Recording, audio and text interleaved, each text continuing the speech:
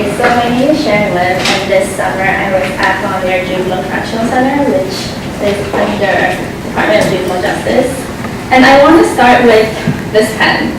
And this isn't my pen, I just borrowed it from Tony's son, who's also a Civic fellow. And the reason I start with this pen is because I want to ask him, son, sorry to put you on the spot, why did you let me borrow this pen? Because you asked for it, and I had one. But why? Because you had a need that I could fill. Okay, so, that's perfect.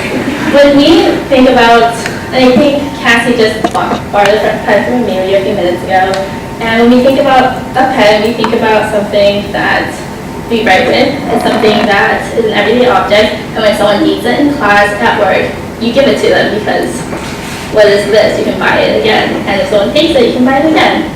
But something I learned very, very quickly at Pioneer is that normal things like lending a pen doesn't exist.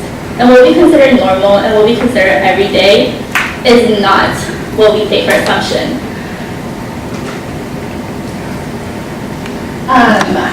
So Pioneer Juvenile Correctional Center, a little bit of background, is one of the 2 juvenile incarceration facilities in Virginia. It houses about 200 something residents, depends, everyone leaves and comes.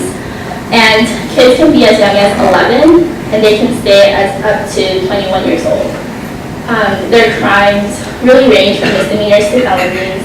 They can be there for assault, for theft, for murder, for aggravated assault, for sodomy, for rape, and dependent on that, their length of stay varies. And going back to this pen is a pen taught me my first lesson at Pioneer, and that is what I consider normal and what I consider an everyday activity, I have to throw it all away as soon as I enter Pioneer. So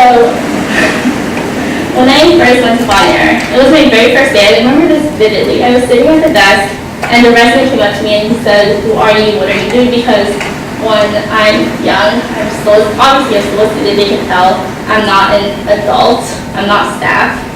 And he said, "Who are you, what are you doing?" And then he goes, "Can I have a pen?" And automatically my reaction was just like yours, "Here, you can have this pen."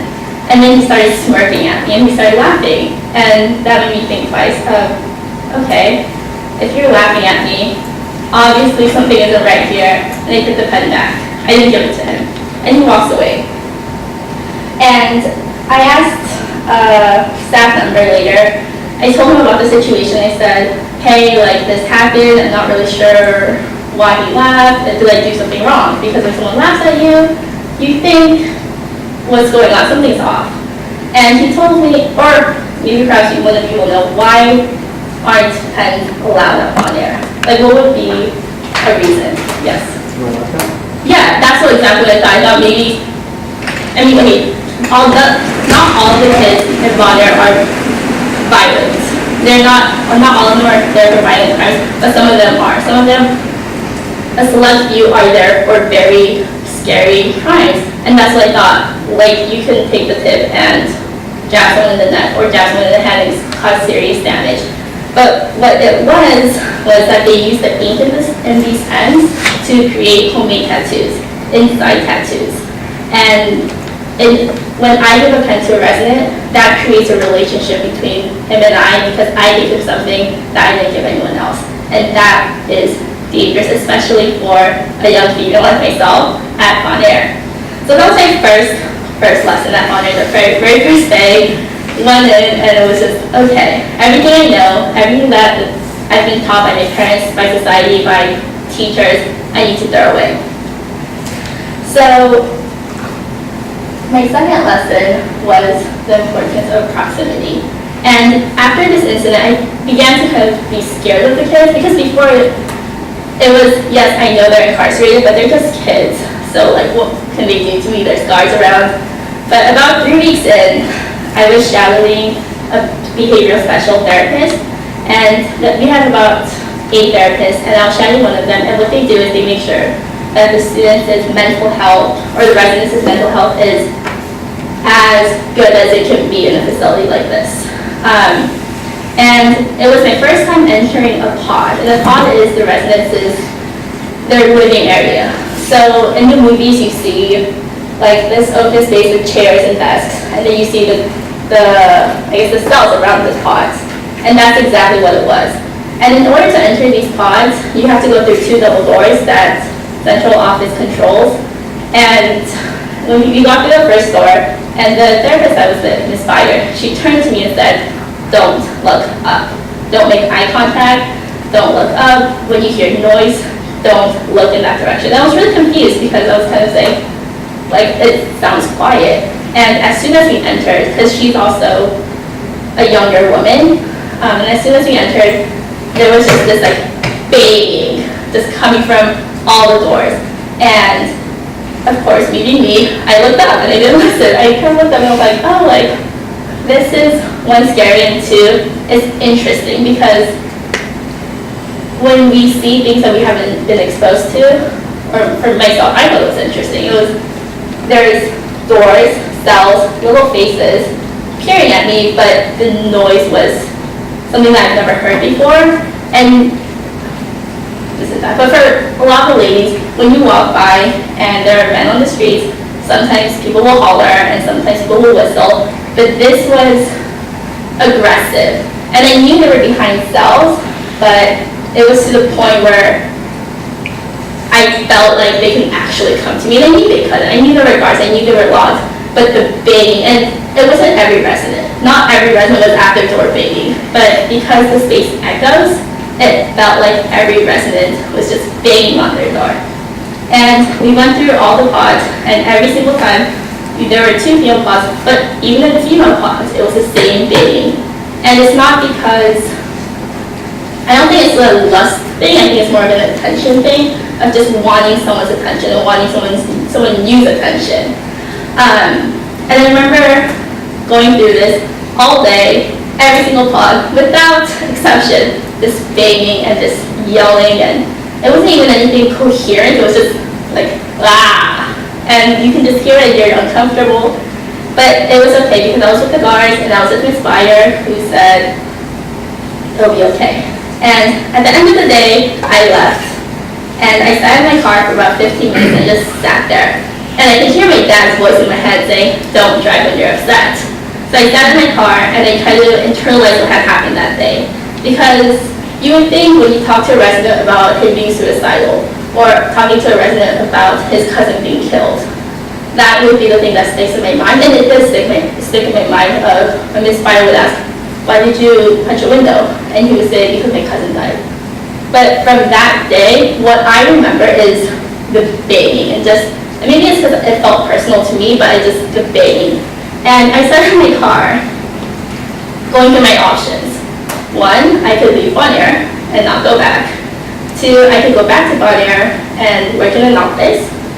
3, I could give up my civic fellowship and work at a restaurant or a cafe. And I just went through all of these options of, so if I do this, and what does this mean? And if I do that, then what does that mean? And in the end, I came to this conclusion. It wasn't in the car that I came to this conclusion. I came to this conclusion like weeks later. And it was, what does it mean for me to not remain in the space that I want to create change in? What does it mean for me to leave when I went in and say, I want to create change and I want to give these kids a better life, but when I leave because I feel uncomfortable, what does that mean? But most importantly, what does it mean for myself and for the residents that I have the option to leave? That I can go through these options of, I could leave, I could stay, I have this and that I could do, and I would be okay. At the end of the day, I would be okay. But these residents, no matter what they go through, they have to stay there. And I decided that I was going to go back because, which leads me to the third point, because I needed to be uncomfortable in order to create change. And that goes along with proximity. And people always say, you have to be outside of your comfort zone to create change, and you have to be outside of your comfort zone to learn. But if this, okay, let's just say the stage is my comfort zone, which it isn't, but if this is my comfort zone, during the summer, I was way out there, like near the globe. That's where I was. And I was so far outside of my comfort zone that every single day I went into work, I didn't dread going to work because I really did like it, but it was oh my God, what's gonna happen today? Oh my God, like who's gonna do X, Y, and Z today? But it wasn't just the proximity that made me uncomfortable, it was knowing who I was in this space that made me the most uncomfortable, knowing that I came in with so much privilege and so many assumptions about the kids, about the guards, about the facility, that I was uncomfortable with who I was in Bon Air. And along with being close to the community and close to the space, I came to the realization that I need to challenge myself to not do what is easy, because I think, I'm a water scholar and my site is Henderson Middle School. And Henderson is not an easy place, but it's not, Cassie will tell you it's not an easy place, but at Henderson, I know that I'm safe. Physically, I'm safe. Mentally, I'm okay because I work in an office, I talk to parents, and sometimes that becomes uncomfortable, but I'm okay. But at Bon Air, it was really uncomfortable for me, going back to being uncomfortable, because I knew that not everyone wanted me there. That my presence sometimes did hinder a lot of people, like the guards. Every time I would walk by, they would get nervous because the guards are responsible for my safety, and if a resident attacked me or tried to attack me, touched me in any way, it would be on the guards as well as the residents. And I knew that made them uncomfortable. And I knew the residents a lot of them didn't want me there, because who am I, a young Asian college student, coming into their space, into their lives, into their home to say, what, I want to help you? And I knew that the residents and staff initially didn't trust me. In fact, I think a few weeks in, one of the investigators came up to me and said, "You're costing me money." And I was confused. I was like, "What do you mean I'm costing you money?" He goes, "We took a bet on how long you would last and you're still here." And apparently I lost the money. But that just goes to show that I knew the residents were, as soon as they told me I was a college student, they said, "Oh, like you're not going to come back. Oh, like you're leaving. What are you doing this for?" And the honest answer is, I'm doing it for myself. I'm doing it for my academics. I'm doing it for the stipend. Because at the end of the day, when we think about good intentions, we all have good intentions, but we also have personal motivations. And I think that's something that I really need to confront with myself, and to understand that it's not going to be a perfect world in which I am so happy and I am just doing this for the benefit of everyone else. But because at the end of the day, I was learning more from them than they were from me. And throughout this whole internship, it was always this struggle of, I want to leave, I don't want to come back, I'm not going to go to the next day, like forget this, like I don't need to be doing this. But I read a quote from a book called Just Mercy, which is our 1.1 campus selection for the year, and it is a fantastic book, everyone should read it. And it's written by Ryan Stevenson, who is a civil rights attorney, and he said, "Fear and anger makes us vindictive and abusive, unjust and unfair, until we all suffer from the absence of mercy and condemn ourselves as much as we victimize others." And this really spoke to me because it articulated everything that I had been thinking but wasn't able to say into words. And it was really humbling for me because it made me look at myself and my internship and why am I here, what am I doing here, and if I am to leave at any point during this internship, why am I leaving? And it's because I was scared. I was scared of what had happened. Not that anything happened to me, but what could happen, what I had seen, what I had witnessed, and that really scared me to a point where I never want to go back. But I know that everything that you've heard makes me sound like I did not like my internship and that you loved it. I really, really, really did love it because I learned so much about the facility, about my academic learning goals. I know I haven't mentioned it, but I did learn a lot. And about who I am as a person. And I'm actually going back to Bon Air. I've been continuing through the school year with Dr. Water. Thank you. And I know it's going to be a struggle because I'm going to go back tomorrow, and tomorrow when a kid decides to hate me and test me and say, "Can I have a pen?" I'm going to be like, "Oh yeah, here, like, have this pen." But I have to remember that at the same time, even though sometimes I want to go back, for the work that I want to do and the passion that I have, there really isn't a better place to be than Bon Air. So in conclusion, I really want to thank everyone for being here, for Cassie, Heather, and Dr. Connor for letting me internalize all of my crazy thoughts and listening and giving me advice and really allowing me to stay up on air. Thank you.